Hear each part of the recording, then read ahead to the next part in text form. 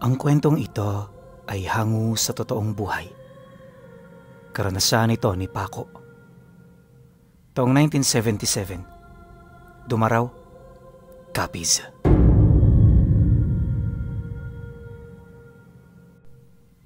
Matagal na panahon ng deboto ng Kristyanismo ang pamilya ni Paco. Nagugat ang paniniwala sa mga ninuno nilang Kastila at sa loob ng mahabang panahon, tanging ito ang naging batayan ng kaligtasan ng kanilang mga kaluluwa. Istrikto ang pamilya ni Paco. Maraming bawal sa kanila, kaya lumaki siyang maiging nakasunod sa paniniwala ng kanyang mga magulang. Magmula rin noong siya ay musmus pa lamang, palagi na siyang nagsisimba kasama ng Kastila niyang lola. Bagaman may mga linggong hindi niya gustong magsimba, wala siyang magagawa kundi ang sumunod. Kapag kasi lumiban siya sa ganoong gawain, paniguradong matindi-tinding disiplina ang kanyang aabutin. Bagay na ilang beses na niyang pinagdaanan, kaya ayaw na niyang maulit pa. At ang ganoon niyang sitwasyon ang naging dahilan para lumaki siyang may takot sa simbahan. Kasabay ng kanyang pagtanda ay siya ring paghubog ng kanyang paniniwala. Matagal-tagal na panahong naitatak ang lahat ng paniniwala sa kanya, kaya aminado siyang hindi ito basta-bastang maaalis ng kahit na sino.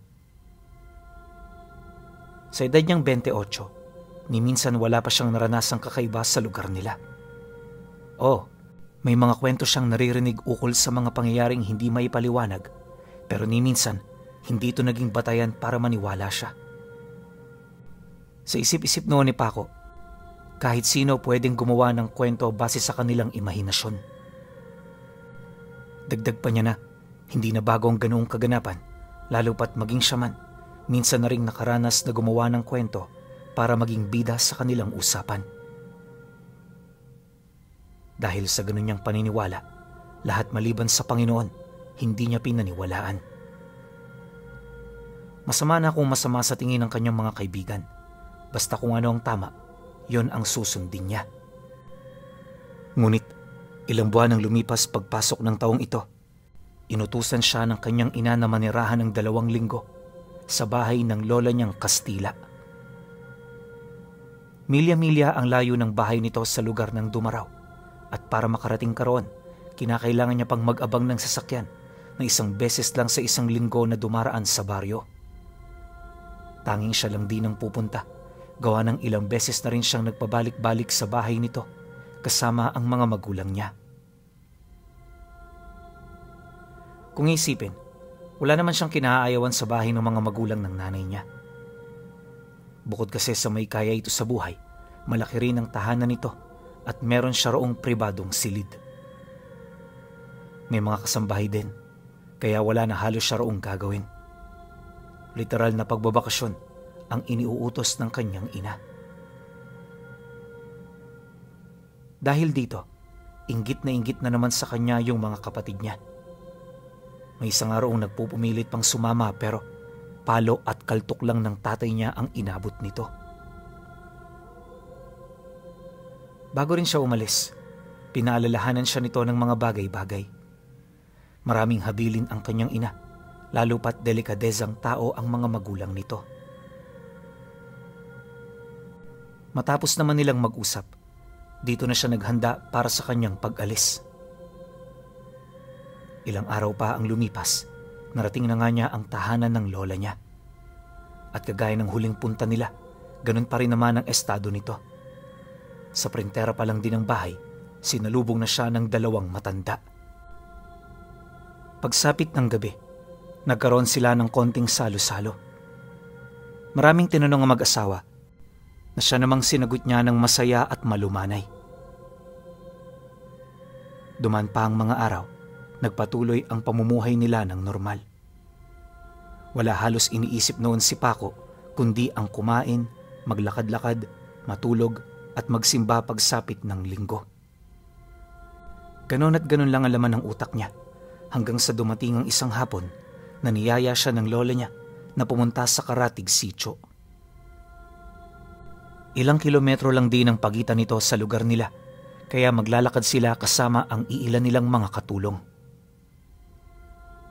Nang marinig naman niya ang sinabi nito, hindi na siya nagreklamo. Alam niya kasing matampuhin ng dalawang matanda, kaya obligado siyang tuparin ang kagustuhan nito basta hindi niya ikakasama. Ilang minuto bago sila umalis, naging abala ang lahat. Bilang binata, tahimik lang naman niyang pinagmasdan ng mga katulong nilang nagliligpit ng mga gamit. Maya-maya pa, nang malapit na silang umalis, dito na lumapit sa kanya ang nanay ng kanyang ina. Apo ko, kapag may maramdaman ka, huwag kang makalimot sa tanda ng Santa Cruz. Yan ang magliligtas sa iyo sa panganib at mga nilalang na may lihim sa iyong galit. Pakaingatan ka nawa ng Panginoon, Apo, gayon din ang lolo mo. Nang marinig naman niya ang sinabi nito, agad naman siyang napatanong sa lola niya. Hindi niya kasi mawari noong mga sandaling yon kung bakit ito nasabi ng matanda. Pagkarinig naman ito sa kanyang katanungan, prangka itong sumagot ng mga katotohanang labis naman niyang ikinatakot. Hindi ligtas ang lugar na inyong pupuntahan. Alam mo, kung nandito lang ang mga anak namin, hindi kita obligahing sumama sa kanya.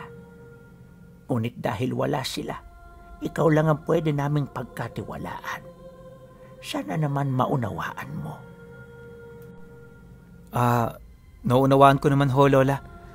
Huwag ho kayong mag-alala. Magiging maayos ang lahat.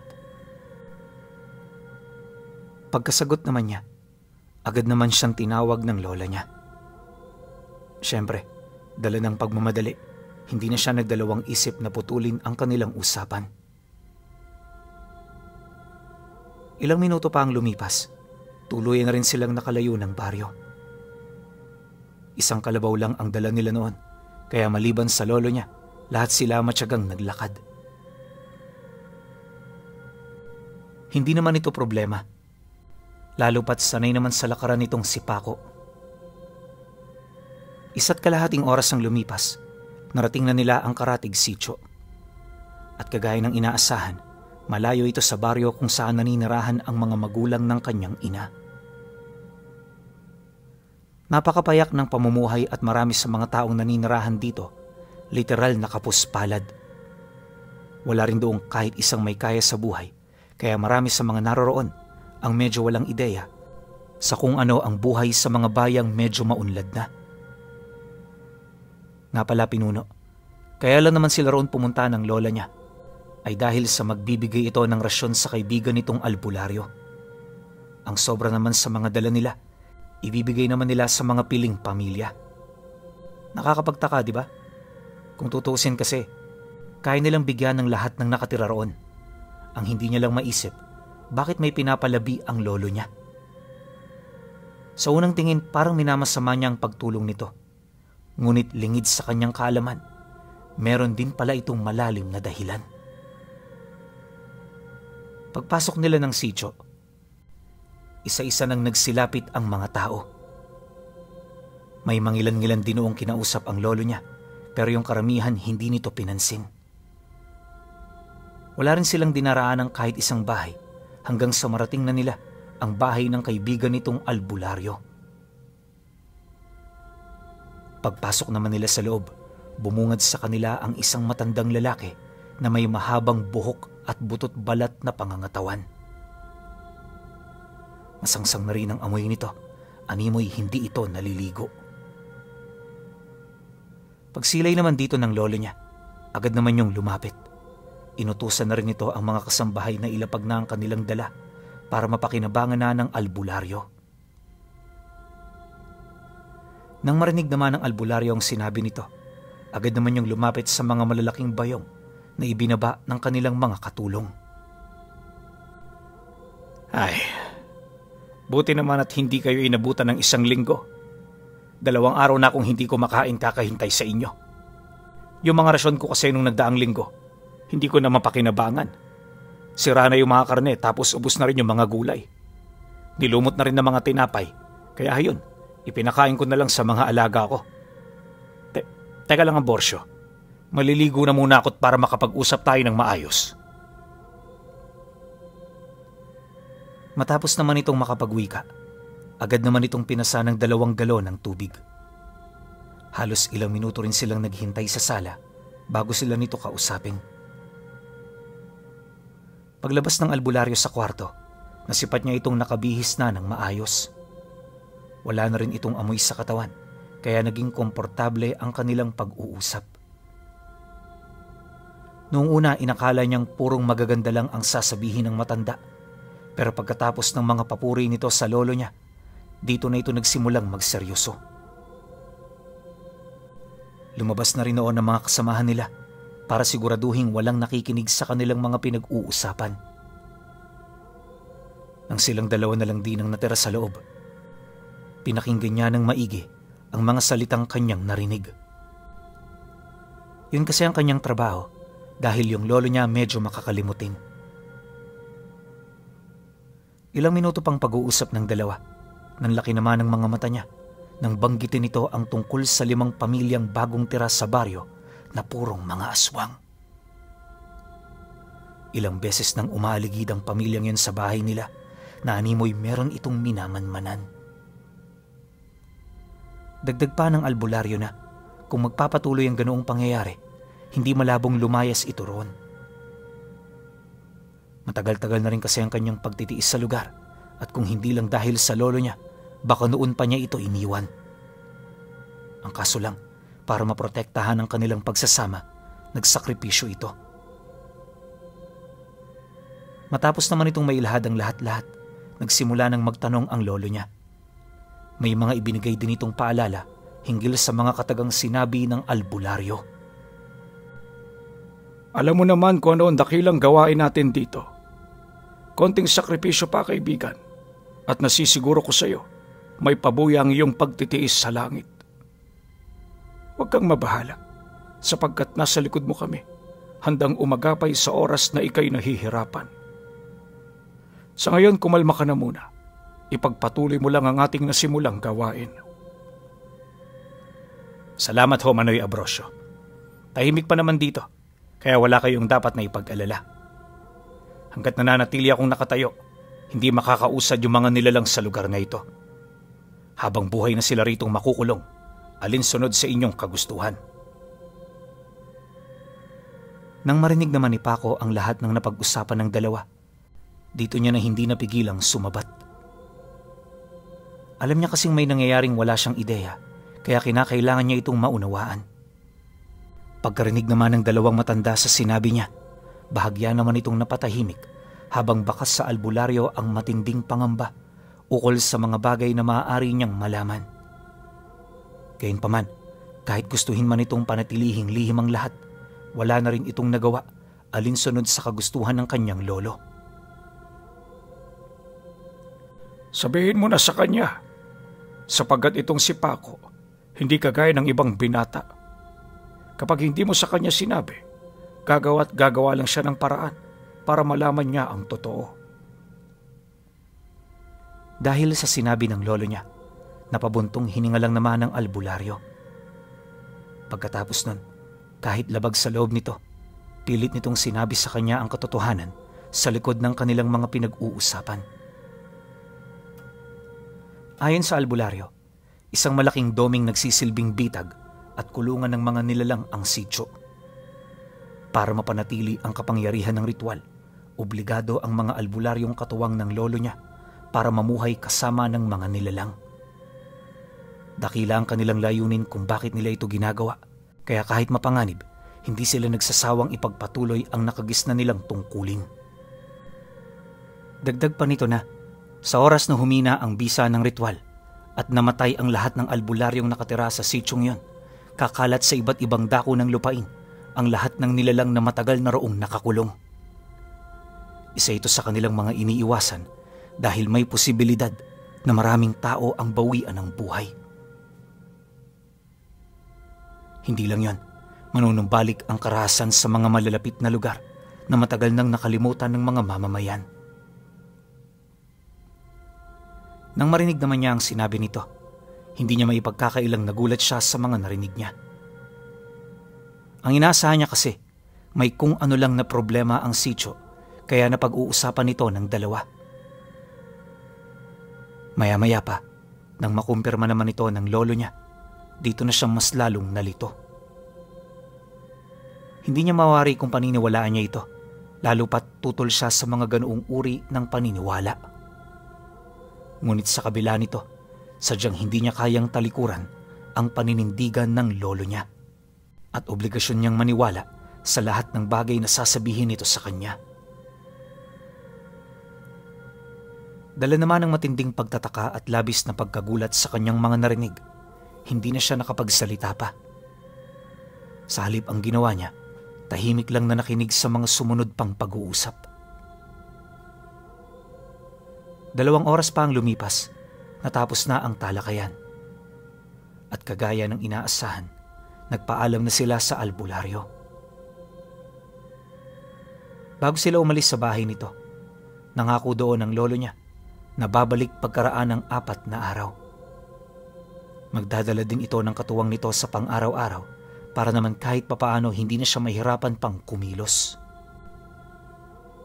Pagkasambit naman dito ng lolo niya, agad naman silang umalis. Sa labas pa lang ng bahay, hindi niya na maiwasang magdagdag ng karagdagang katanungan. Kung titingnan kasi ang lugar, hitik naman ito sa mga hayop at bungang kahoy. May sapa ring dumadaloy sa malapit, kaya hindi niya maisip kung bakit nauubusan pa ng pagkain ang albularyo. Wala kang kahit na anong makakain dito, Apo. Ang mga nakikita mong yan, pawang bunga lamang ng sabulag. Ang totoo, matagal nang patay ang lugar na ito. Yun ang kabayaran sa ritual na aming isinakatuparan. Nang marinig naman niya ang sinabi ng lolo niya, tumingin siya sa paligid. Kahit narinig niya ito ng malinaw, sadyang hindi niya ito kayang paniwalaan. Nang mapansin naman ito ng matanda, hinayaan lang naman siyang gawin niya ang kanyang nais.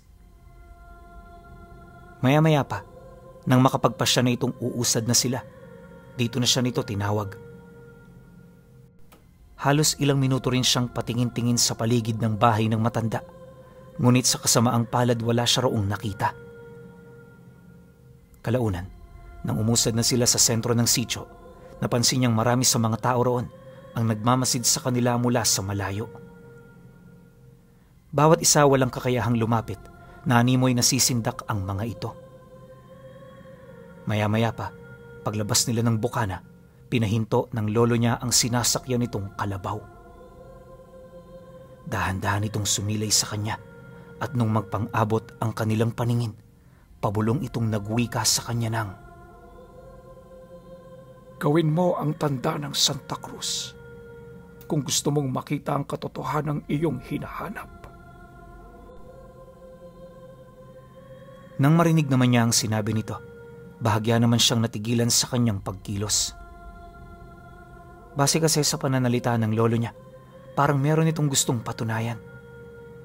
Ano man yun, naniniwala siyang magiging daan ito para mabago ang 2 dekada na niyang paniniwala. Makalipas pa ang ilang minuto, dala ng matinding kuryosidad, ginawa na nga niya ang tanda ng Santa Cruz. At sa isang iglap, dito niya nakita ang mabilis na pagbago ng bukana ng sitio. Lahat ng mga bahay roon na minsang punong-puno ng buhay, naging mga abandonado at parang mga patay. Nawala rin ang mga taong nakita nila at napalitan ito ng mga nilalang na may namumulang mga mata. Kulay itim na rin ang kabuuan ng lugar, tapos yung mga naninirahan sa sitio, wala nang saplot sa katawan. Bilang ang mga tao roon na may kasuotan. Hindi lang yon, nagkaroon na rin ng harang ang mga hangganan dito na parabang isa itong malawak na kulungan. Ano, Apo? Naunawaan mo na ba ang ibig kong sabihin sa iyo? Tandaan mo, hipokrito ang isang tao kung hindi balanse ang kanyang paniniwala. Marami ka pang malalaman, Apo. Sa nalalabing panahon mo rito, ipapakita ko sa iyo ang lahat ng mga bagay na gusto mong malaman. Pagkasambit naman ito ng mga katagang yan, agad itong nagbigay ng utos para makausad na sila. Habang naglalakad papalayo ang kanilang pangkat, hindi naman niya maiwasang mapatingin sa mga nilalang na nakakulong sa sityo. Kahit kasi nasa malayo na, panay pa rin ang pagtitig nito na para bang gustong gusto sila nitong sunggaban at paslangin. Hindi nagtagal, nang tuluyan na silang makalayo sa lugar, unti-unti namang kumalma ang takot na kanina pang kumakalampag sa kalooban niya. Pagdating naman nila sa bahay, napansin ng lolo niya ang pagiging tulala niya. Animoy kahit hindi man niya sabihin, alam nitong meron siyang iniisip na malalim. Dahil dito, kampante naman siya nitong nilapitan. Nagkumustahan muna sila bago ito dumiretso sa pinakapaksa nito. Nang may tanong naman ito ng lola niya, agad naman niyang inilahad ang lahat ng narinig niya sa pag-uusap ng dalawa. Nabanggit din niya rito ang kanyang mga nakita, lalo na yung mga taong bigla na lamang naging parang demonyo matapos niyang gawin ang tanda ng Santa Cruz. Nang marinig naman ito ang kanyang sinabi, napahagik-gik lang naman ng lola niya. Ilang segundo rin itong nanahimik hanggang sa nagsimula na itong magsalita. Ayon dito, pangkaraniwan lang ang kanyang mga nakita. Hindi pa yun ganun kalala at base sa karanasan ng lola niya, ordinaryo pa ito. Nabanggit din ito na nasa humigit 1,000 ang nakatira sa sityo. Kaya lang naman konti lang ang bilang ng kanyang nasilayan ay dahil marami sa mga nilalang na yon ang nakatira sa ilalim ng lupa. Kabilang ito sa mga bantang pilit pinipigilan ng 10 albularyo na nakatira sa loob nito. Dagdag pa nito sa kanya na yung albularyong hinatira ng pagkain at mga kagamitan ng lolo niya, mahigit ng 1 dekadang nakatira sa sityo. Upang makapanatili siya roon ng ganoong katagal, marami na itong mga bagay na isinakripisyo. Ultimo ang sarili nitong pamilya na gawa nitong talikuran para sa paniniwalang alam niyang tama. Mariin ding inilahad ng lola niya na sa lahat ng mga taong kasamahan nila sa sityo, ito ang pinakamatapat sa kanila. Yun din ang rason kung bakit sa matandang yun nila ibinibigay ang lahat ng rasyon. Tiwala naman sila rito, lalo pat wala pa sa mga albularyong kasamahan nito ang nagreklamo. Nang marinig naman niya ang sinabi ng lolo niya, dito niya na unti-unting naunawaan ang mga pangyayari. Nakakagulat man ito nung una, natuto siyang tanggapin ang mga bagay na kanyang narinig. Matapos naman ang kanilang pag-uusap, lumabas siya ng bahay nito na para bang panibagong tao. Halos 1 buong araw rin siya noong nag-isip ng malalim bago tuluyang matanggap ang lahat-lahat.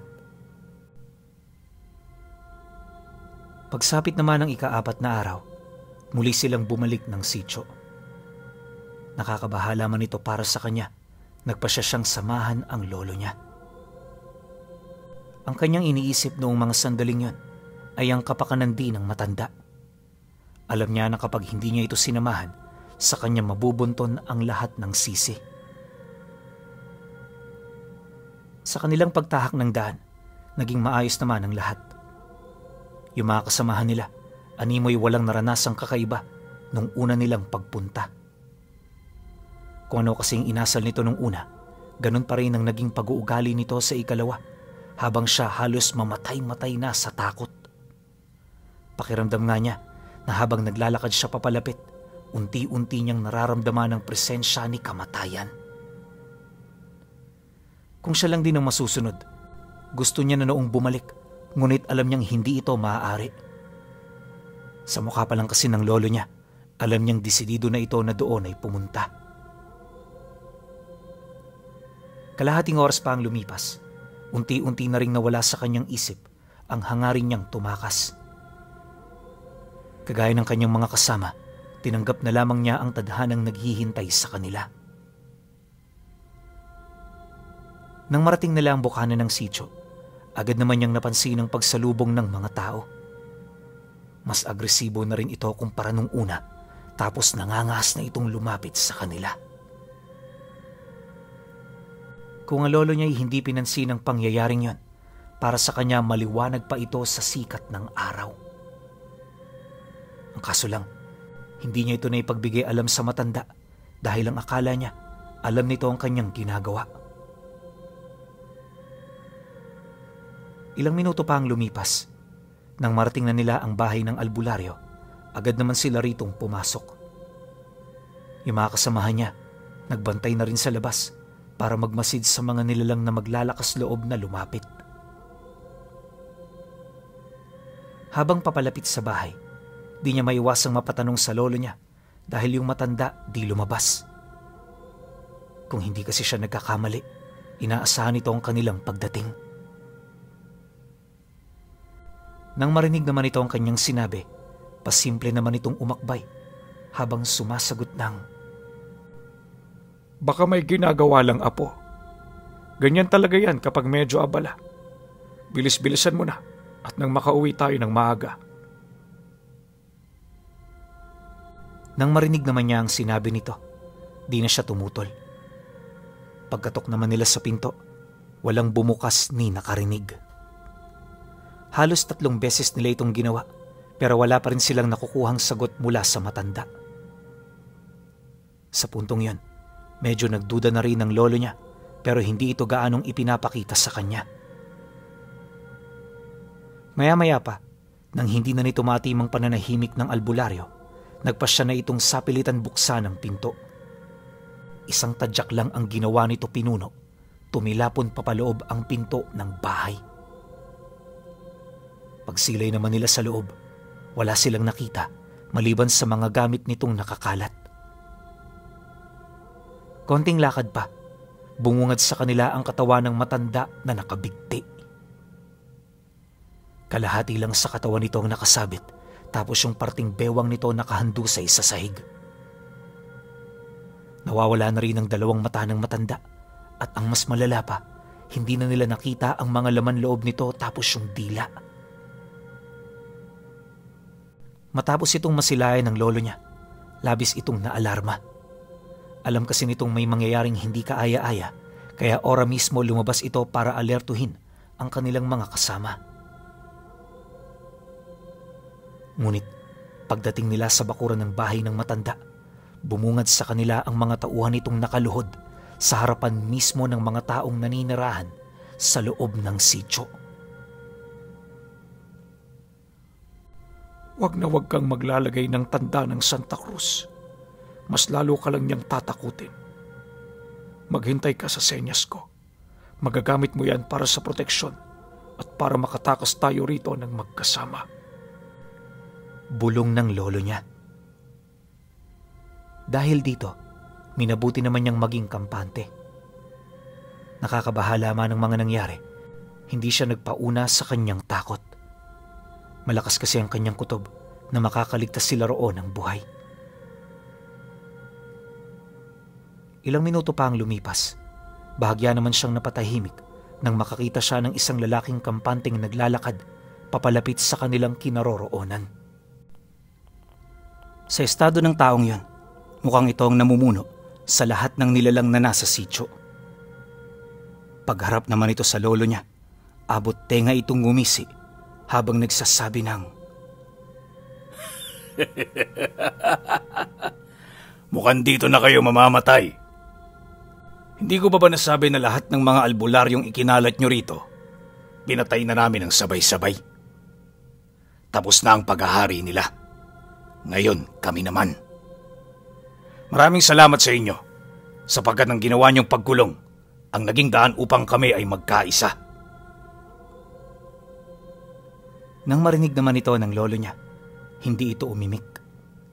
Sa halip tahimik lang nitong tinitigan ang nilalang, naanimo yon ang kanyang paraan para maipakita rito ang matinding galit na namumutawi sa kanyang puso.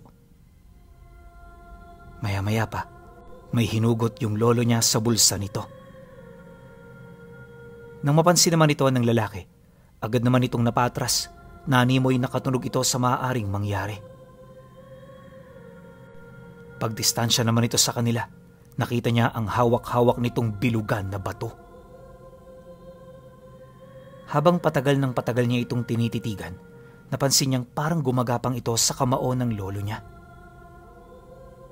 Maya-maya pa, nang makipag-isa na ang bato sa kamao, hindi na nagdalawang isip na kumilos ang matanda. Walang sabi-sabi, buong lakas nitong sinunggaban ng lalaki hanggang sa magpang-abot na silang dalawa. Kitang-kita ni Paco ang matitinding pinsalang nagagawa ng kamao nito. Sa oras na yon ay kanyang binibitawan. Ni minsan di rin nagtangka ang nilalang na salagin ito, indikasyon na nagtatangan ito ng matinding kapangyarihan. Dahil sa ginawa ng lolo niya, napasenya siya ng tanda ng Santa Cruz nang hindi niya namamalayan. Matapos niya itong gawin, mabilis na nagbago ang buong paligid. Yung lalaking umiilag sa atake ng lolo niya, biglang nagkaroon ng pakpak, tapos parang naging sa paniki ang itsura. Pumayat din ito ng husto, kaya madali na lang nitong naiilagan ang lahat ng pag-atake ng matanda.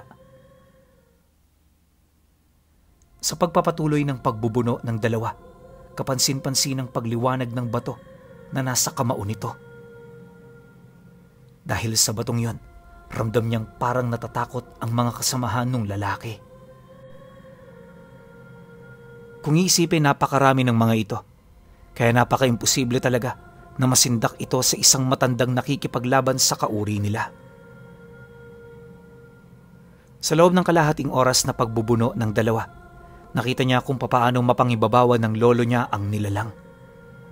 Akala niya mananalo na sila, pero lingid sa kanyang kaalaman, may nakatago pa palang alas ang nilalang.